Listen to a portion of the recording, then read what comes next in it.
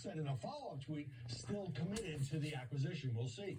The tapping of the brakes came after another media explosion when, at a Financial Times conference, Musk said this. It was not correct to ban Donald Trump. I think that was a mistake because it alienated a large part of the country and did not ultimately result in Donald Trump not having a voice. And this is why it is morally wrong and flat out stupid. Now, if he gets back on Twitter, do you think the left secretly wants that? Because they want an enemy to run against. They want the big bad wolf back. Trump has been starved of that online narcotic since getting banned on major platforms. And while it'd be nice to think he spent the last year in attention rehab, I'd say no, no, no. I spoke earlier from Brazil with Glenn Greenwald, the Pulitzer Prize-winning journalist who now writes at Substack. Glenn Greenwald, welcome.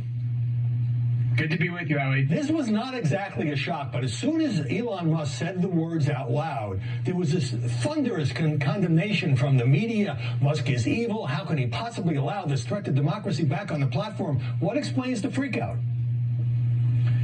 If you think about what he said that's controversial, it's really only one thing, which is I want to bring a modicum of free speech back to one platform on the internet. And I think what this freakout reveals is that this regime of censorship that has been imposed on essentially every major platform on the internet has become extremely important to numerous power centers, the U.S. security state, the Democratic Party, the U.S. government, all kinds of corporate centers in the United States, that any possibility that that weapon might be eroded or weakened, as Musk is vowing to do, sends them into kind of a frenzy of panic because of how important it has become to them. And so much of that is expressed through the media. Now, there was also this pair of tweets from Elon Musk. Let me read them. Even though I think a less divisive candidate would be better in 2024, I still think Trump should be restored to Twitter. And that was followed by, Biden's mistake is that he thinks he was elected to transform the country when actually everyone just wanted less drama. So what does this do to the media effort to paint Elon Musk as this Trump-loving right-wing nutjob?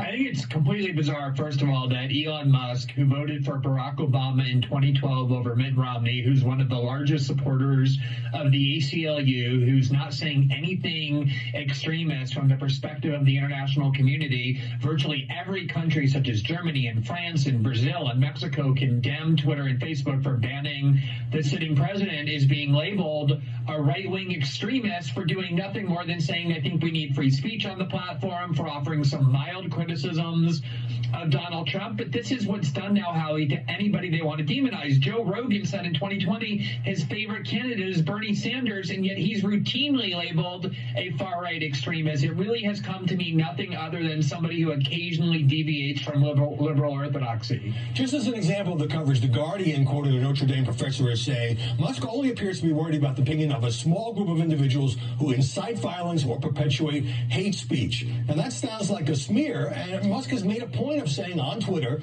that he doesn't like the far right or the far left.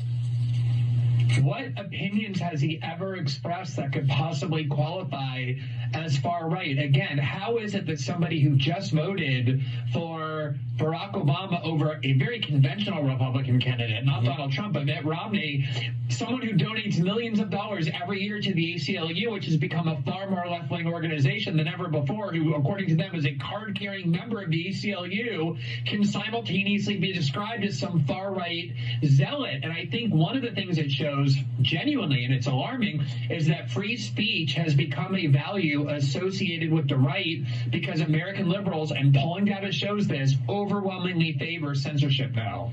Well, that's troubling, as particularly journalists. Now, Musk says he's not opposed to a temporary suspension for an egregious tweet, but he doesn't like permanent ban. So if you could justify taking Donald Trump off Twitter after the Capitol riot when things were so tense in the country, here it is nearly a year and a half later.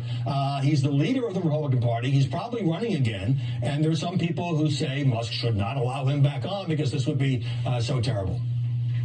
I mean, first of all, look at some of the people who are on. The Crown Prince of Saudi Arabia, who everyone knows chopped up a Washington Post journalist, Jamal Khashoggi, the head of Iran, Vladimir Putin, and various Russian media outlets, which I think is how it should be. I want to hear from people who have extreme influence like that. And certainly Donald Trump, whatever else you think of him, is an important American political figure. Millions and millions of Americans voted for him, and he should be able to use the internet like anyone else to be heard. I think that's a public service to hear from them rather than try and drive them underground. And even Jack Dorsey, his predecessor at Twitter, who founded it and ran it, said Twitter made a mistake by permanently banning him. By the way, Trump told Fox News he doesn't want to come back to Twitter because he wants to concentrate on his own new app, Truth Social. I'd be willing to wager if Musk takes it over, Trump will say the people have demanded I come back, and he'll be back by the fall. Now, speaking of January 6th, the media had reported that Trump legal advisor John Eastman had tried to overturn the election by trying to get state representatives in states won by Biden to endorse alternate slates of Trump electors. Now the Denver Post has obtained emails showing Eastman telling a state rep in Pennsylvania to just use a made-up formula to subtract a certain percentage of absentee ballots, and then, quote, you'd be left with a significant Trump lead that would help provide some cover. Now, I know the media obsess on every single January 6th development, but that sounds like a pretty brazen scheme. It does, but at the same time, it has become a common belief on both sides now that American elections are stolen and illegitimate. Democrats believe overwhelmingly, the incoming press secretary, for example, has said the 2016 president was stolen through fraud, presidential election. So if you believe the 2020 election was stolen, like Eastman does, going to courts and duly elected legislators and trying to convince them that you're right, I personally don't think it's a positive thing because I don't think the evidence was there, but they tried and they failed and they walked out on January 20th peacefully. Donald Trump did. Yes, there was the riot on January 6th. He wasn't there, but they transferred power peacefully. And I think calling it a coup or anything like that is this kind of catastrophizing rhetoric the media loves. Yeah, absolutely. But at the same time, Trump continues to pound this drum day after day after day. And that's one of the reasons it does help that stay in the news. Glenn Greenwald, always good to see you. Thanks very much for Great to be with you, Howie. Thank you. Really appreciate it.